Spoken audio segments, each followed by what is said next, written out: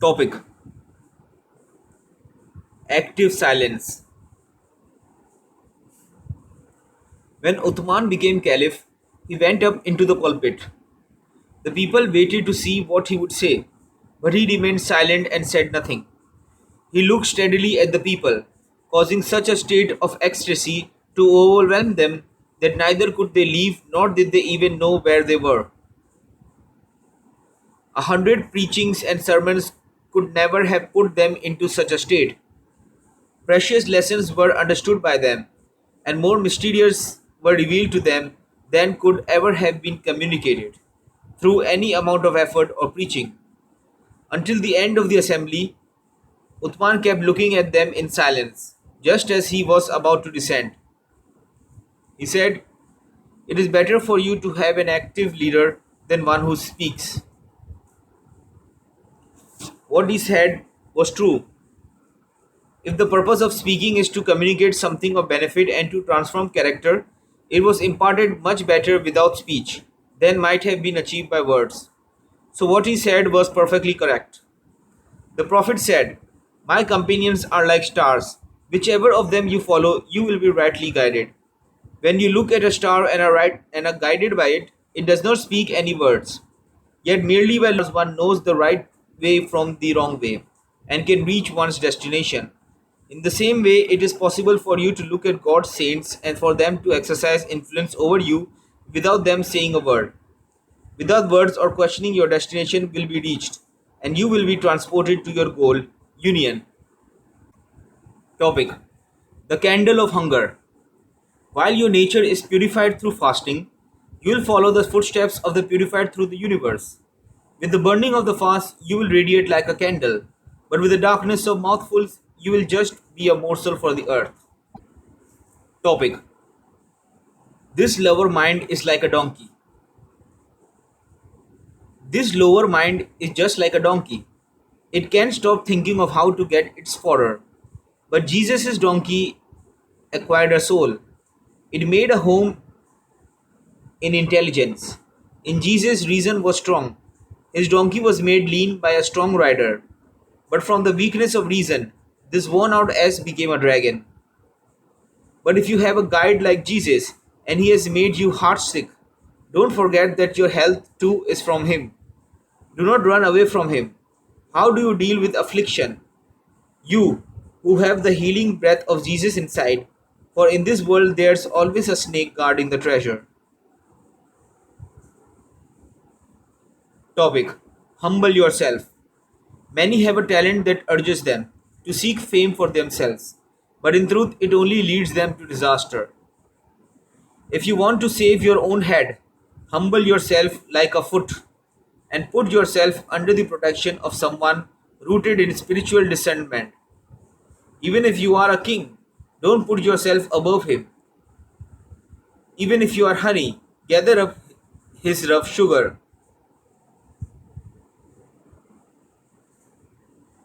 Your own ideas are merely shells. His are the soul of thought. Your coins are false. His are the purest gold. You are really he, but seek yourself in him. Coo like a dove, flying toward him. And if you cannot bring yourself to serve, know you are in the dragon's jaw. Topic: You are nearer than ourselves. Save us from what our hands might do. Lift the veil, but do not tear it. Save us from the ego. Its knife has reached our bones. Who but you will break these chains? Let us turn from ourselves to you, who are nearer to us than ourselves. Even this prayer is your gift to us. How else has a rose garden grown from these ashes? Topic: The way of poverty. This way of poverty is a way in which you attain all your hopes. Whatever you may have longed for will certainly come to you on this way, whether it be the conquest of armies, victory over enemies, capturing property and subjugating people, or superiority over one's peers, or eloquence in speaking and writing, or anything else. When you have chosen the way of poverty, all these things will come to you. Unlike other ways, no one who took this way has ever complained. Out of 100,000 who took contrary ways and struggled along, maybe one did reach his goal. and even that one was not completely satisfied, because every way has its own twists and turns along the path to the goal, and the goal can only be attained by means of those twists and turns. That way is long, full of pitfalls and obstacles that arise because of those twists, which may end up blocking one's arrival. However, when you enter the world of poverty and practice it, God bestows kingdoms and worlds upon you that you could never have imagined. You become embarrassed by what you had longed for before. Oh, you cry, how could I have sought such a mean thing when such a wondrous thing existed? Here, however, God Most High says, although now you no longer desire such a thing and are now disdainful of it, yet it did once cross your mind. Yet you turned away from it for our sake. Our generosity is infinite, so of course I will make that also easily attainable for you. Topic: The birds who spread their wings. While I am dwelling with you somewhere on earth, I am coursing above the seventh sphere like Saturn. It's not I that is sitting in beside you, but a shadow cast from a bird that flies above thought. Because I have passed beyond thoughts and have become a swift traveler farther on, I am the ruler of thought, not ruled by it. Because the builder is ruler over the building, all creatures who are ruled by thought are aching in heart and mired in sorrow. I yield myself to thought purposely, but when I will, I spring up from among them. I am a soaring hawk. Thought is just a gnat. How should a gnat have power over me? I come down from those high currents for the sake of those who need me. But when disgust at the coarseness of this lowly world seizes me, I soar up like the birds who spread their wings, not with feathers that have been glued on, but with these wings that have grown from my essence. Topic: Eloquence and Indifference. Before attaining his goal and becoming famous, the Prophet witnessed the eloquence of the Arabs and wished to be as eloquent and elegant of speech as they were. When the world of the unseen was revealed to him, he became intoxicated in God and lost all interest in that longing. God said to him, I give to you that very eloquence and elegance of speech you were desiring. O Lord, he replied, of what use is that to me? I don't care about that. I don't want it. Do not grieve, said God, for both the eloquence and your indifference to it shall stand, and it will not be a problem for you. And God indeed gave him such speech that the whole world from his own time until this present day have written many volumes of commentary to explain it. They will continue to do so, but still fall short of comprehending it. Then God said, your companions, out of weakness and fear for their lives and fear of the envious, whisper your name. I will publish your greatness abroad, and it will be cried out aloud 5 times a day in graceful tones from lofty minarets throughout the regions of the world from east to west. Anyone who gambles himself upon this way will find all his goals, worldly and religious, made easy. Of this way no one ever complains. Topic: Incorruptible water.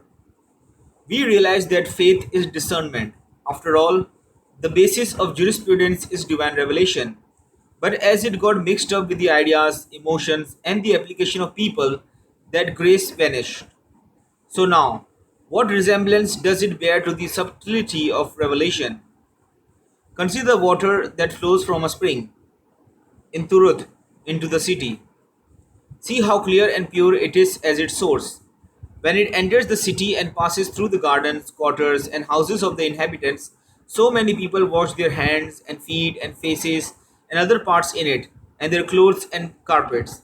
And the urine and filth of all the quarters and of horses and camels are poured into it and mixed with it. Then see what it is like when it emerges on the other side of the town.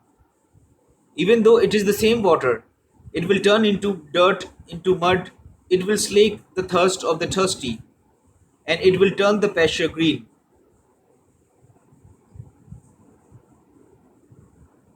Still, it takes a discerning person to comprehend that the water has not kept its purity and that unpleasant things are now mixed into it. The faithful one is discerning, wise, understanding, and intelligent. As the prophet said, an elder is not intelligent if he is preoccupied with playing, Even though he may be 100 years old, he is still immature and childish. And a child, if he is not preoccupied with playing, is an elder. Here, age doesn't matter. Incorruptible water, that is what is needed. Incorruptible water is that which cleans all the impurities of the world without being tainted. It remains as pure and clear as it ever was, neither disintegrating in the stomach nor becoming adulterated or polluted. That is the water of life. Topic: The Sciences of Wisdom. The sciences of wisdom are God's armies, by which He strengthens the spirits of the initiates, and purifies their knowledge from the adulteration of ignorance, their justice from the adulteration of bias, their generosity from the adulteration of ostentation, and their forbearance from the adulteration of foolishness, and brings near to them whatever was far from them, in their understanding of the hereafter, and makes easy to them whatever was hard for them, in respect of obedience and energetic endeavor. Topic: How to attain knowledge. Someone who searches for water in the desert will not be prevented from seeking it by his knowledge of what is contained in the seas, and he will be earnest in seeking the water of this spiritual life before he is cut off from it by preoccupation with the means of earning a living and hindered by illness or want, and before other objects come between him and that goal to which he is hastening. Since no one who prefers vain desire or is inclined to ease or turns back from his search or has fears for himself or feels anxiety about his means of livelihood will ever attain to knowledge, unless he takes refuge with God and prefers his spiritual affairs to his worldly affairs, and takes from the treasure of wisdom the great riches, which neither lose their value nor can be inherited like worldly riches, and the majestic lights and noble jewels and precious mansions of wisdom, giving thanks for his abundance, glorifying his special consideration, and magnifying his apportionment.